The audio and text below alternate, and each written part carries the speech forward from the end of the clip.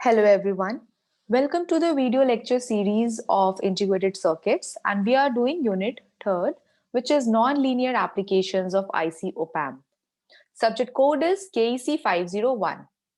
So in the last lecture we have discussed about the peak detector, जिसमें हमने ये study किया कि कैसे एक सुपर डायोड को यूज करके हम एक इनपुट सिग्नल को whether it is sinusoidal waveform और it is non sinusoidal waveform उसकी पीक को हम डिटेक्ट कर सकते हैं. Right. So in today's lecture we will discuss about the sample and hold circuit. So जैसे कि नाम से पता चल रहा है, sample and hold circuit means कि ये एक input signal होगा, उसकी sampling करेगा and उसको hold करेगा, उसकी value को hold करेगा and then output पे हमें वो value मिलेगी. राइट. तो सैंपल एंड होल्ड का मतलब क्या है कि कोई भी इनपुट सिग्नल है जो हमें आउटपुट पे चाहिए, उस सिग्नल की सैम्पलिंग एंड देन उस वैल्यू को होल्ड करना. सो वी नो दैट कि सैम्पलिंग के पर्पस के लिए हमें क्या चाहिए होगा, या तो हमें कोई पल्स ट्रेन चाहिए होगी, हम सैम्पलिंग करेंगे using some digital method. And hold purpose के होल्ड हम कैसे कर सकते हैं, होल्ड करने के लिए हमें एक कैपेसिटर यूज करना पड़ता है जो वैल्यूज को होल्ड करता है, जो पोटेंशियल को होल्ड करता है. Right. So let us see how this circuit will work. So first of all, sampling क्या होती है? Sampling is a process which takes the samples of the input signal. Sampling एक process है जिसमें जो हमारे पास जो भी input signal होगा, sinusoidal और non sinusoidal, उसकी samples में उसे वो convert करेगा, samples उसके बना देगा, right? Sample and hold circuits can be designed by using a MOSFET, a capacitor and two voltage follower circuit. अब सैंपल और होल्ड सर्किट को डिजाइन करने के लिए हमें कौन कौन से कंपोनेंट्स चाहिए? एक मॉसफेट चाहिए, एक कैपेसिटर और दो वोल्टेज फॉलोअर सर्किट्स. ठीक है. अब मॉसफेट, कैपेसिटर और वोल्टेज फॉलोअर सर्किट्स का क्या क्या काम है, क्यों चाहिए? So first of all MOSFET की बात करते हैं. मॉसफेट हम एक फील्ड इफेक्ट ट्रांजिस्टर है, इसे हम एक स्विच की तरह यूज करेंगे. So it can be used as a switch and the capacitor is used to hold the sample data. जो कैपेसिटर है उसे हम डाटा को होल्ड करने के लिए यूज करेंगे. Right. So it can be MOSFET can be used as a switch and capacitor is used to hold the sample data. Now दूसरी चीज, लास्ट आइटम क्या है हमारे पास? Voltage follower. ये क्या कर रहा है? हमने दो वोल्टेज फॉलोअर यूज किए हैं. सो these two voltage followers will be used as a buffers. Right. It is also used at the input and output, which are known as input buffer and output buffer. हमने इन्हें as a buffer की तरह use किया है input और output पर. उसका reason क्या है? The input impedance of voltage follower circuit is very high, which makes it suitable for the sample and hold circuit.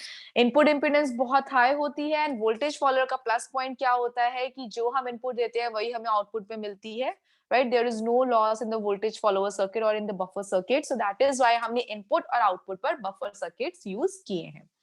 So this is how my circuits will be seen. Right. Okay. So ये हमारा circuit है, दो buffers लगे हैं. This is the first buffer, ये हमारा पहला buffer है. This is the second buffer. तो इस बफर को हम बोलते हैं input buffer. It is written over here. This is the second buffer which is known as output buffer. Right. And ये जो बीच का पार्ट है, यहाँ पर हमारी सारी सैम्पलिंग और होल्ड वाला प्रोसीजर हो रहा है. कैसे हो रहा है? यहाँ हमने एक मॉसफेट लगाया है. See, this is your N channel MOSFET. ये एन चैनल मॉसफेट है, ये इसका गेट है. गेट पर हमने एक पल्स ट्रेन दिया है जिसे हमने कंट्रोल वोल्टेज के नाम से लिखा हुआ है. This is my pulse train. Right. And it is connected with the capacitor C. So यहाँ पर सारा का सारा सैम्पलिंग और होल्ड का प्रोसीजर हो रहा है. ठीक है. सो यहाँ पर मैंने नीचे इस ग्राफ में क्या दिखाया है कि बेसिकली सैम्पलिंग क्या होती है. सिग्नल, अगर मान लो कि ये सिग्नल हम यहाँ से दे रहे हैं, कहाँ से? ये मेरा इनपुट बफर है. इनपुट कहाँ से दे रहे हैं? नॉन इन्वर्टिंग टर्मिनल पर हमने इनपुट दिया है Vn. सो लेट अस से कि ये Vn ये सिग्नल है, सिग्नल टू बी सैंपल्ड, इसे हमें सैंपल करना है. ठीक है. तो जब इस सिग्नल को हमने इस पूरे सर्किट में एज ए इनपुट दूंगी, अगर ये सिग्नल हमने यहाँ दिया तो आउटपुट पे हमें क्या मिलता है? कमांड इनपुट, और यू कैन से अगर this is my control voltage, तो आउटपुट पर हमें कुछ इस टाइप का आउटपुट मिलेगा, sampled output. So you can see now this is the sampled one. ठीक है. Sampled and hold. ठीक है. तो इस तरह से हमें इसका आउटपुट मिलता है. सो लेट अस सी कि ये हमें बेसिकली मिलता कैसे है कि यहाँ पर हमें सैम्पलिंग भी मिल रही है और वैल्यू होल्ड भी हो जाती है. वो कैसे हो रहा है, कैसे ये सर्किट काम कर रहा है कि सैम्पलिंग और होल्ड दोनों काम हो रहे हैं. सो इसका प्रोसीजर देखते हैं. माइंड में क्या रखना है कि दो बफर्स है हमारे पास. एक मॉसफेट है, this is an channel MOSFET. इसके गेट पर हमने एक पल्स ट्रेन प्रोवाइड किया है. ठीक है. और ये कैपेसिटर है. सो व्हाट विल हैपन, ये पल्स ट्रेन है, इसके गेट पर दिया है, तो जब जब ये पल्स ट्रेन पॉजिटिव होगी, जब पॉजिटिव पल्स ट्रेन इस गेट पर जाएगी, तो उस केस में क्या होगा, जो गेट सोर्स वोल्टेज होगी इस मॉसफेट की, वो जो वीजीएस होगा, जैसे हम कहते हैं वीजीएस, वो थ्रेशोल्ड वोल्टेज से ज्यादा हो जाएगा। और जब जब वीजीएस थ्रेशोल्ड से ज्यादा होगा, तब तब हमारा जो मॉसफेट है it will work as a switch, ये एक स्विच की तरह काम करेगा। ठीक है, तो उस केस में क्या हो जाएगा, हमारे जो भी यहाँ से इनपुट सिग्नल आ रहा है, जो इस बफर, ये जो बफर है, यहाँ हमने इनपुट दिया है, तो बफर का काम क्या होता है, ये वही इनपुट एज अ आउटपुट इसके आउटपुट पे प्रेजेंट हो जाएगी, और वो इनपुट इस मॉसफेट को हम दे रहे हैं। तो जब जब यहाँ से पॉजिटिव पल्स ट्रेन आएगी, VGS will be greater than VT, threshold से ज्यादा हो जाएगा, तो क्या होगा, जो इनकमिंग सिग्नल है उसकी सैम्पलिंग होनी शुरू हो जाएगी, उसकी सैम्पलिंग हो जाएगी। ठीक है, लेकिन जब भी यहां से नेगेटिव पल्स आएगी, जब पॉजिटिव पल्स आई तब तो सैम्पलिंग हो गई, नेगेटिव पल्स के केस में क्या होगा, नेगेटिव के केस में सैम्पलिंग नहीं होगी, सैम्पलिंग रुक जाएगी, और ये जो कैपेसिटर है, इस कैपेसिटर के अक्रॉस जो प्रीवियस सैंपल्ड वैल्यू है वो होल्ड हो जाएगी, राइट, वो वैल्यू यहाँ होल्ड हो जाएगी और वो आउटपुट पे प्रेजेंट हो जाएगी। ठीक है, तो this is how this whole procedure will work. So let us see, step wise देखते हैं कि कैसे ये काम करेगा। First of all, the input signal is provided at the input buffer, input signal हमने input buffer पर दिया, the output of the buffer is having the same voltage expression, output जो buffer है, जो input buffer का output है, उस पे हमें same voltage expression मिल रहा है, right? Then next is, MOSFET makes an excellent switch because its offset voltage is much smaller than that of BJT. We can also use BJT over here, but हम MOSFET use कर रहे हैं. Why? Because इसकी offset voltage बहुत कम होती है comparatively BJT से, इसीलिए हम MOSFET को as a switch यहाँ use कर रहे हैं. ठीक है, so यहाँ हमने N channel MOSFET use किया है और उसे हमने pulse train provide की है at the gate. So ये हम already बता चुके हैं डायग्राम में. Next देखते हैं, जब पल्स ट्रेन हाई होगी, जब भी पल्स ट्रेन हाई होगी, मॉसफेट जो है वो स्विच है वो ऑन हो जाएगा। क्यों? क्योंकि जो गेट सोर्स वोल्टेज है it is greater than equal to threshold, ये कंडीशन हो जाएगी, तो मॉसफेट स्विच की तरह काम करेगा and it will turn on, ये ऑन हो जाएगा। तो जैसे ही स्विच ऑन होगा, उस टाइम पे क्या होगा, sampling of the input signal can be obtained, जो इनपुट सिग्नल दिया था हमने इनपुट बफर पर, उसकी सैम्पलिंग होनी शुरू हो जाएगी, right. When the pulse train is low, जब pulse train गेट पर लो हो जाएगी, then the MOSFET will turn off, जो स्विच है वो ऑफ हो जाएगा, because जो गेट सोर्स वोल्टेज है it is less than threshold now, right? And in that case what will happen, कोई सैम्पलिंग नहीं होगी, there will be no sample during this region, इस टाइम पे कोई सैम्पलिंग नहीं होगी जब पल्स ट्रेन लो होगी, बट जो कैपेसिटर है उसके पास जो प्रीवियस सैंपल्ड वैल्यू है वो होल्ड रहेगी, but the capacitor is having the earlier value stored, and this value after output buffer is obtained as the same hold value. ठीक है, जो कैपेसिटर ने प्रीवियस वैल्यू जो होल्ड की थी सैंपल वैल्यू, वो आउटपुट बफर पर प्रेजेंट हो जाएगी एज अ आउटपुट। ठीक है, और ये साइकिल रिपीट होती रहेगी, जैसे जैसे हमारे गेट टर्मिनल पर हमारी पॉजिटिव पल्स आएगी, सैम्पलिंग होगी, नेगेटिव पल्स आएगी, जो कैपेसिटर ने वैल्यू होल्ड की थी प्रीवियस, वो आउटपुट पर प्रेजेंट हो जाएगी, एंड ये साइकिल हमारी कंटिन्यूसली चलती रहेगी, और इस तरह से we can take sample and hold that sample value. ठीक है, सो इस तरह से हम एक sample and hold circuit design कर सकते हैं, उसे डिजाइन करके हम वैल्यू की सैंपलिंग कर सकते हैं, और सैंपल करके उस सैंपल को हम वैल्यू को होल्ड कर सकते हैं, राइट। इसका एडवांटेज क्या है, इन्हें हम इस टाइप की कम्युनिकेशन नेटवर्क्स में यूज कर सकते हैं जहां हम सिंक्रोनाइजेशन चाहते हैं हमारे इनपुट और आउटपुट सिग्नल में, वहां पर हम sample and hold circuit use कर सकते हैं। हम जैमिंग, जहां कम्युनिकेशन में जैमिंग की बहुत प्रॉब्लम होती है, इंटरफेरेंस की प्रॉब्लम होती है, वहां पर हम sampling and hold circuit use कर सकते हैं, ताकि हमारी जो नेक्स्ट बिट और जो अपकमिंग बिट होती है उनके बीच में एक होल्ड रहे वैल्यू, तो उससे हमारा जो इंटरफेरेंस की प्रॉब्लम है वो दूर हो सकती है। तो उस टाइप के सर्किट्स में हम सैंपल एंड होल्ड सर्किट को यूज कर सकते हैं, राइट। सो कुछ टर्म्स आती है हमारी सैंपल एंड होल्ड सर्किट में, वो टर्म्स क्या है, let us see that.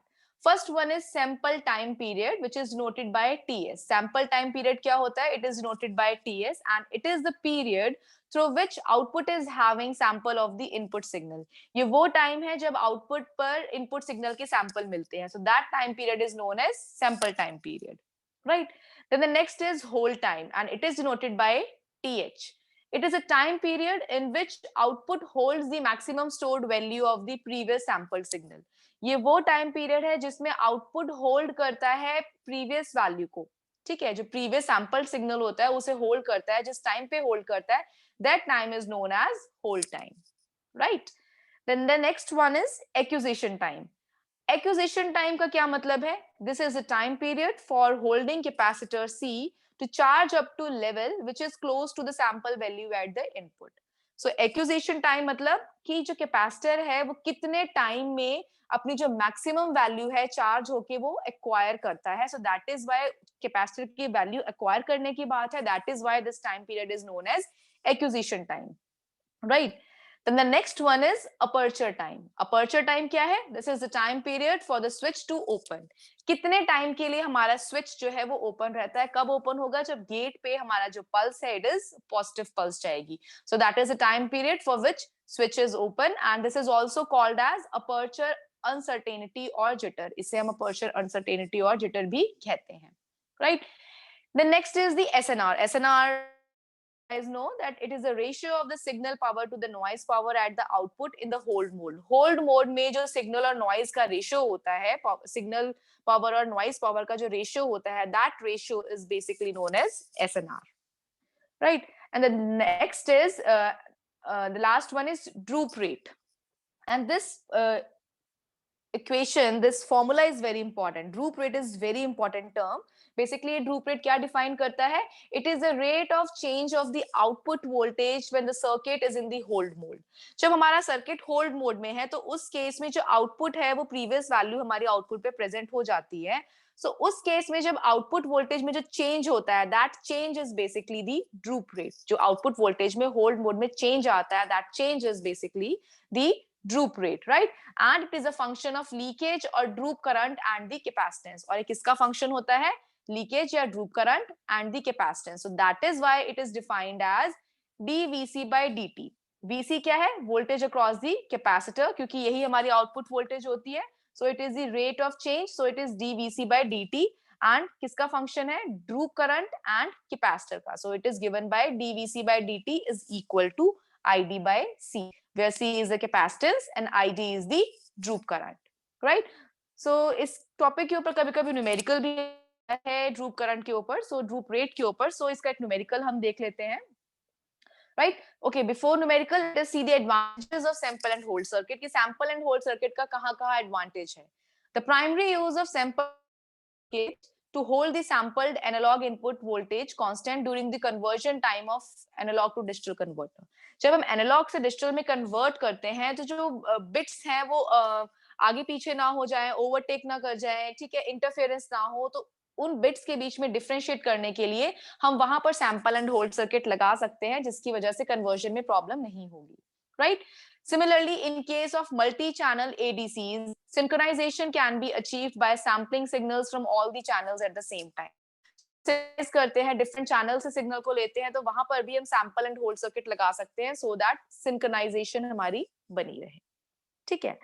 And the last one, it also reduces the crosstalk in the mux, as we have already discussed कि जब मल्टीप्लेक्सर की बात करते हैं तो crosstalk ना हो, तो वहां पर हम सैंपल एंड होल्ड सर्किट लगा देते हैं, क्योंकि जिस वैल्यू की सैम्पलिंग होगी उस वैल्यू को होल्ड करके कुछ इंटरवल के बाद वो आउटपुट पे प्रेजेंट करेगा, तो crosstalk के चांसेस कम हो जाएंगे, right? So this is how we can use sample and hold circuit in different fields of communication and field of digital electronics, right? So few applications of sample and hold circuit are digital interfacing. It can be used in pulse amplitude detection. It can be used in pulse height to pulse width conversion. It can also be used in time interval measurement, analog demultiplexer, A to D converters, and switch capacitor filters, and many more. Right? जहां पर भी हमें interference को हटाना है, values को hold करना है, सिंक्रोनाइजेशन करनी है, वहां हम सैंपल एंड होल्ड सर्किट्स को यूज कर सकते हैं.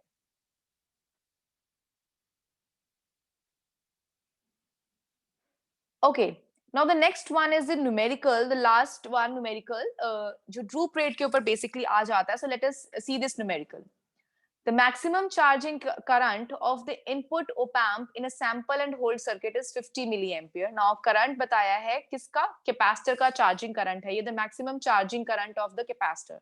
So basically IC mention है यहाँ पर. IC हमें पता चल गया है कि IC कितना है कैपेसिटर का? 50 milli ampere. And the droop current ID, जो ड्रूप करंट होता है, इट इज 100 पिको एम्पियर। तो ड्रूप करंट भी पता चल गया है हमें, कैपेसिटर का करंट भी पता चल गया है। What is the expected droop rate? Droop rate निकालना है if the acquisition time for a 3 volt step is 6 microsecond। हमें ड्रूप रेट कैलकुलेट करना है अगर एक्विजिशन टाइम मतलब एक्विजिशन टाइम कौन सा था, जो हमारी आउटपुट वोल्टेज होती है, कितनी देर के लिए वो एक्वायर करता है, कैपेसिटर क्या आउटपुट एक्वायर करता है, that is the acquisition time. अगर वो 6 माइक्रोसेकंड है इस वोल्ट पर, 3 वोल्टेज स्टेप पर। सो बेसिकली हमें वोल्टेज की वैल्यू मिल गई है, कैपेसिटर की वैल्यू मिल गई है कि इस टाइम पीरियड पर जो टी है वो 6 माइक्रोसेकंड पर जो वोल्टेज है कैपेसिटर के अक्रॉस वो 3 वोल्ट और करंट 50 माइक्रो एम्पियर है। ठीक है, सो दैट मीन्स हम यहाँ से क्या निकाल सकते हैं, हम कैपेसिटर की वैल्यू निकाल सकते हैं। क्यों? Because we need to calculate the droop rate, और ड्रूप रेट के लिए हमें क्या चाहिए, ड्रूप रेट का फॉर्मूला होता है ID by C। ID is already given 100 but C capacitance is not given। तो कैपेसिटेंस की वैल्यू हम निकाल सकते हैं using these values. Why? Because we know that the value of capacitance is given by this, C is equal to IC into T by VC। IC already given है, current 50 micro ampere, time period given दे दिया 6 micro seconds, voltage across the capacitor is given 3 volts.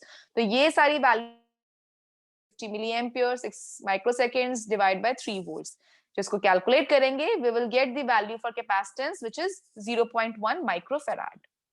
Right, अब हमें क्या निकालना है, droop rate. Droop rate का formula हमें पता है, it is ID by C। ID is already given 100 picoampere and capacitance we have calculated which is 0.1 microfarad। So now the value is 1 millivolt per second। So that means the droop rate is, expected droop rate is 1 millivolt per second। Right, so this is how we can calculate the simple numerical using simple formulas। Right, you just need to memorize the formulas, that's it। So this is all about sample and hold circuit. If you have any query, any question regarding this topic, you can post your question or comment in the comment box. Thank you so much.